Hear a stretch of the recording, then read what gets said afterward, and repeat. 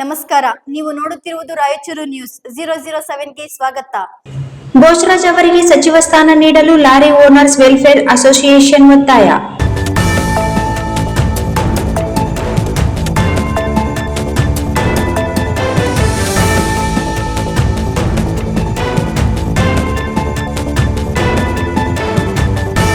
ರಾಯಚೂರು ಜಿಲ್ಲೆಯ ಸಮಗ್ರ ಅಭಿವೃದ್ಧಿ ಹಾಗೂ ದೇವರಾಜ್ ಅರಸ್ ಟ್ರಕ್ ಟರ್ಮಿನಲ್ಗೆ ಅಗತ್ಯ ಮೂಲಸೌಕರ್ಯ ಕಲ್ಪಿಸುವ ಉದ್ದೇಶದಿಂದ ಸಚಿವ ಸಂಪುಟ ವಿಸ್ತರಣೆಯಲ್ಲಿ ರಾಯಚೂರಿನ ಹಿರಿಯ ನಾಯಕ ಎನ್ಎಸ್ ಬೋಸರಾಜ್ ಅವರಿಗೆ ಸಚಿವ ಸ್ಥಾನ ನೀಡಿ ಜಿಲ್ಲಾ ಉಸ್ತುವಾರಿ ಸಚಿವರನ್ನಾಗಿ ನೇಮಕ ಮಾಡಬೇಕು ಎಂದು ಲಾರಿ ಓನರ್ಸ್ ವೆಲ್ಫೇರ್ ಅಸೋಸಿಯೇಷನ್ ಒತ್ತಾಯಿಸಿದೆ.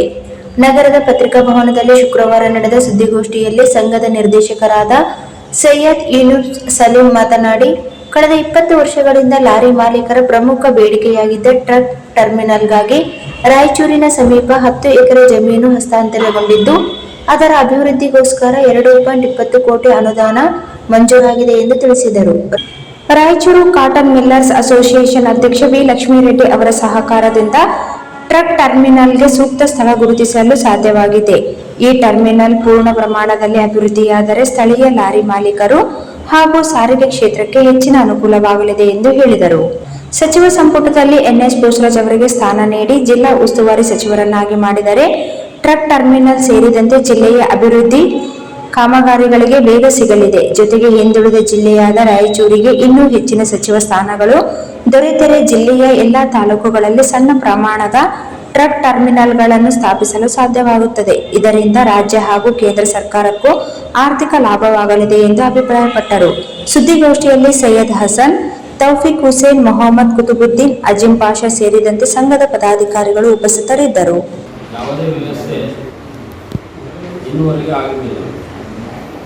ಆ ವ್ಯವಸ್ಥೆಯನ್ನು ನಮ್ಮ ಸಾಮಾನ್ಯ ಬೋಸರಾಜ್ ಸಾಹೇಬರು ಇದರಲ್ಲಿ ಬಹಳಷ್ಟು ನಮಗೆ ಅನುಕೂಲವಾಗಿ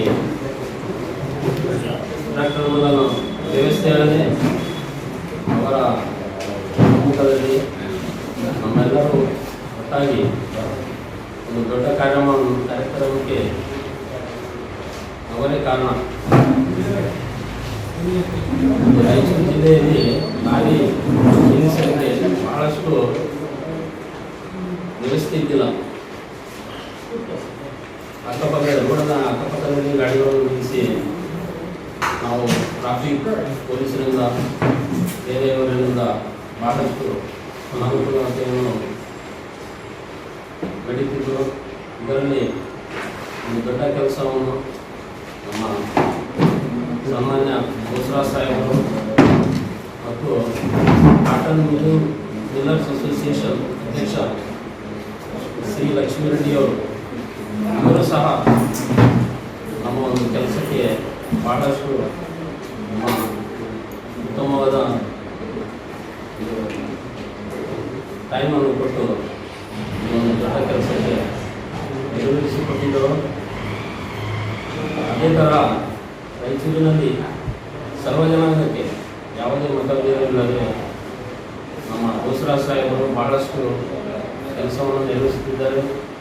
ಇಂತಹ ಒಂದು ದೊಡ್ಡ ಸಚಿವ ಸ್ಥಾನದಲ್ಲಿ ಕೆಲಸ ಮಾಡಿ ರಾಯಚೂರು ಜಿಲ್ಲೆಗೆ ಅತಿ ದೊಡ್ಡ ಹೆಸರನ್ನು ತೆಗೆದುಕೊಂಡಿದ್ದಾರೆ. ಕಾರಣ ನಾವೆಲ್ಲರೂ ಇವತ್ತಿನ ದಿನ ನಮ್ಮ ಶ್ರೀ ಸಾಮಾನ್ಯ ಬೋಸರಾಜ್ ಸಾಹೇಬರಿಗೆ ಒಂದು ಸಚಿವ ಸ್ಥಾನ ಕೊಡಬೇಕು. ಈ ಲಾರಿ ಅನ್ನೋ ಅಸೋಸಿಯೇಷನ್ ಅಲ್ಲದೆ ಬೇರೆ ಕೆಲಸದಲ್ಲಿಯೂ ಸಹ ಇವರ ಒಂದು